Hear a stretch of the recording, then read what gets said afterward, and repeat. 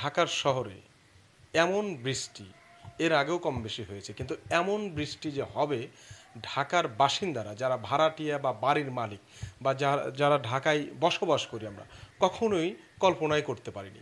হাঁটু পানিরও উপরে, মানে খাটের উপরে হাঁটু পানি, এটা কিভাবে সম্ভব? এখনো কি এই আধুনিক ঢাকায় এটা কেউ আপনারা দেখতে চেয়েছিলেন? কখনো কখনো কি ভেবেছিলেন যে আধুনিক ঢাকা, এত উন্নয়নশীল ঢাকা, এত উন্নয়ন হওয়ার পরে কেন ঢাকার ভিতরে বাসার ভিতরে মাগুর মাছ চাষ করা যাবে, মাছ চাষ করা যাবে খাটের উপরে, শুধু বাসার ভিতরে না, ফ্লোরে না, খাটের উপরে হাঁটু পানি? আমরা এমনই এক ভুক্তভোগীর সাথে কথা বলবো। আমি আসলে আরও দুবার এখানে পানি এসেছে। আসার পরে আমি বাড়িওয়ালাকে বারবার বলেছি যে পানিটা কেন আসে আপনি একটু দেখেন, নয় আমরা বাসা চেঞ্জ করব। উনি আমাকে বিভিন্ন অজুহাত দেখে বাসাটা চেঞ্জ করতে দেয়নি, বলে যে আমরা ঠিক করে দিব। আর এর আগে বলে যে আমি একজন নারী উদ্যোক্তা, প্রকাশক, সাংবাদিকতা করি, লেখালেখি করি, কাব্য সুলতানা। তো আমার বেশিরভাগ যে কষ্টটা হচ্ছে, আমার অনেক লাখ লাখ টাকার বইগুলো শেষ হয়ে গেছে, ঘরের সব ফার্নিচার নষ্ট হয়ে গেছে।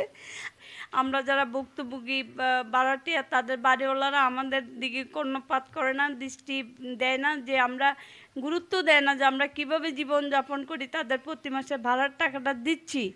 তারা যদি একটু এখন দেখে যে আমরা কিভাবে রাত কাটাবো, কিভাবে খাবো, কিভাবে কি করব, আজকে সকাল থেকে আমরা এখনো না খেয়ে আছি, তারাই পর্যন্ত আমাদেরকে জিজ্ঞেসও করে নেই যে আমরা খেয়েছি কিনা। এখন আমি এটা বাড়িওয়ালাদেরকে তাদের উপরে দায়িত্ব নিব।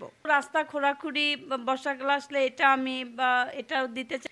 আসলে আপনি তো নিজেই দেখেছেন এখানে আমার অসংখ্য অসংখ্য বই, যেগুলো আসলে আমি আর কিনতেও পারবো না। এগুলোকে আবার আমার পুনরায় তৈরি করতে লাখ লাখ টাকার প্রয়োজন হবে। আর আপনি নিজ স্বচক্ষে দেখেছেন আমার ঘরের ফার্নিচার, ফ্রিজ থেকে শুরু করে আমার খাটের উপর পানি, সোফায় পানি, আমার বিশেষ করে আমার বইগুলো, যেহেতু আমি প্রকাশক, নারী একজন উদ্যোক্তা, কষ্ট করে করে আমার বইগুলো সবার কাছ থেকে এনে আমি প্রকাশ করি, সেই বইগুলো তো আমার সব ধ্বংস হয়ে গেল। এটা আমি কিভাবে পূরণ করব সেটা আমি বুঝতে পারি না। আমার ঘরের সব ফার্নিচারগুলো নষ্ট হয়ে গেছে। এটা আমি আজকে এখন দাঁড়িয়ে আছি কত পানির মধ্যে, আপনারাও দাঁড়িয়ে আছেন। এই আশেপাশের আমার কি, শুধু আমার না, আমার আশেপাশের অনেকেরই এইভাবে ক্ষতি হয়েছে। এখন বাড়িওয়ালারাই বা কী পদক্ষেপ নেবে? আমার খাটের উপর প্রায় হাঁটুর উপরে পানি চলে গেছে, জাজিম মানে তোষক সব ভিজে গেছে। আমি সারাদিন পানি সেচার পরও এখনও আমি কত পানির মধ্যে দাঁড়িয়েছি, এটা তো আপনারা স্বচক্ষেই দেখলেন।